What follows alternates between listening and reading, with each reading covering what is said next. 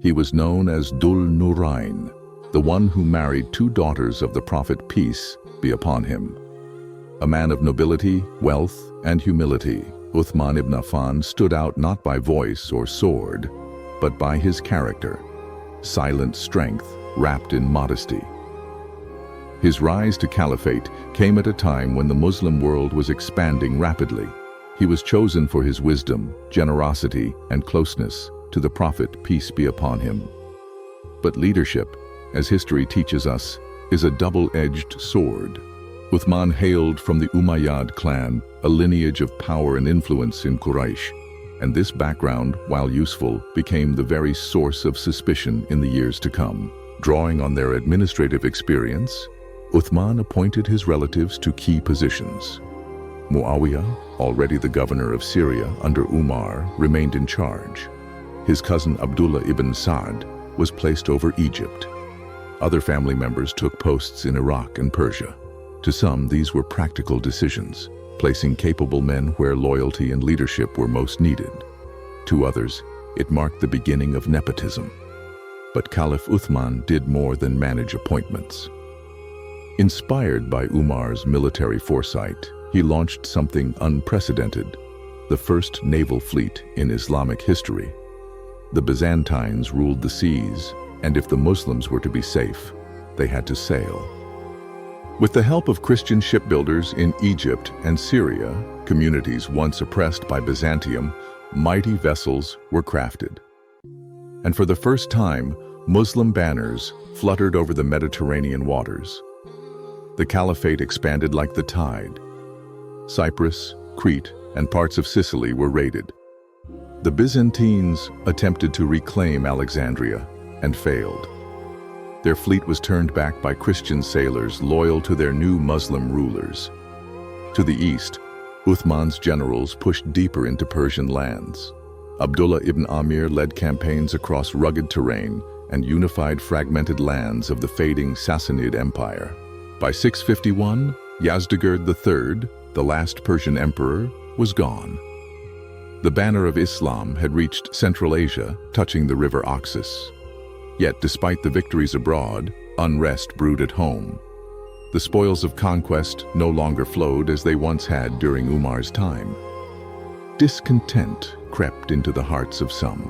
They questioned the caliph's appointments, accused him of favoring his clan.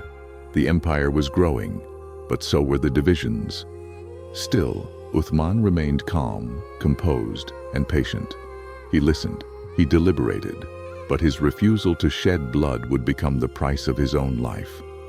In 656, a group of rebels from Egypt marched to Medina. They came with grievances, demanding justice. Uthman met them with dignity, listened to their cries, and promised fairness. But on their return, they found a letter. A betrayal, allegedly from the Caliph, ordering their execution. Whether it was forged or true, it lit the fuse. They returned in fury and surrounded the Caliph's house. He was now a prisoner in the city of the Prophet, peace be upon him. Despite the threat, Uthman forbade anyone from defending him with force. He would not let blood be spilled in Medina. He turned down help from Muawiyah, who offered an army from Syria. He forbade Ali and others from fighting the rebels. He knew the price. He had seen it in a dream, the Prophet, peace be upon him, telling him, "You will break your fast with us today." And so he sat alone, reciting the Quran.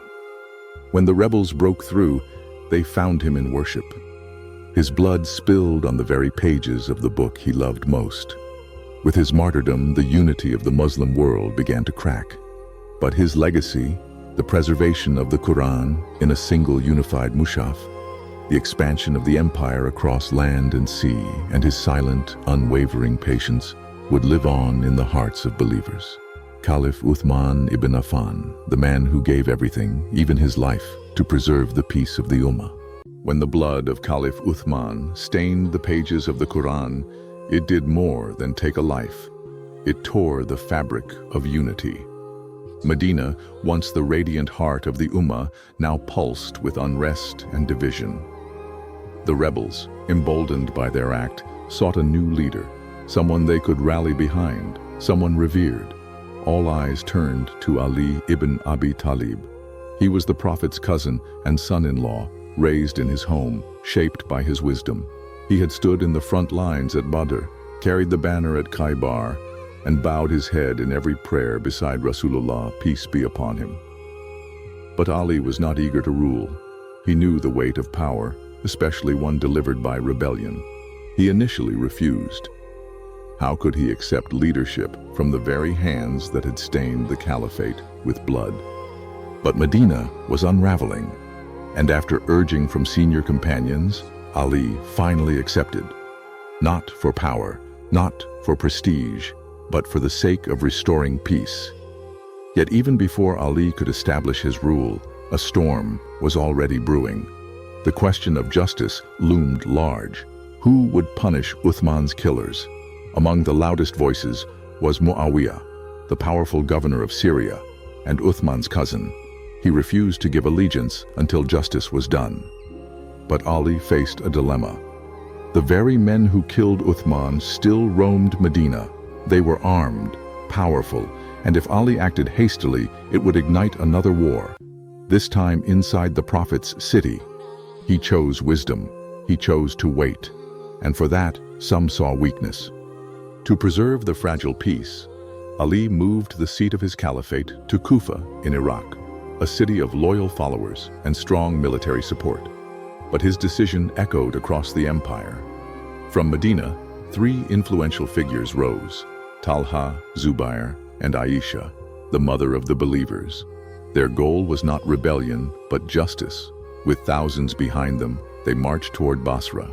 Ali marched too, not for battle, but for dialogue. The two sides met outside Basra, and for a moment, peace seemed possible. A treaty was discussed. An understanding was close. But peace can be fragile and easily shattered. In the darkness, whispers and swords stirred.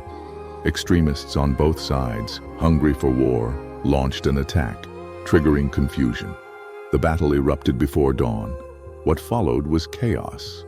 The Battle of the Camel was the first war between Muslims, brother against brother, companion against companion. Talha and Zubair, may Allah be pleased with them, both fell. Aisha's camel became the center of the fight, her presence misunderstood. Ali, heartbroken, ordered her protection, personally appointed a military escort to return her safely to Medina. She withdrew from politics. The blood of Muslims had grieved her deeply. But this was only the beginning. Muawiyah, still in Damascus, refused to pledge allegiance. The two men agreed to arbitration, a meeting between representatives to settle the dispute peacefully. What came next is a fog in Islamic history. Some accounts say the arbitrators agreed to remove both leaders. Others say confusion and political intrigue spoiled the deal.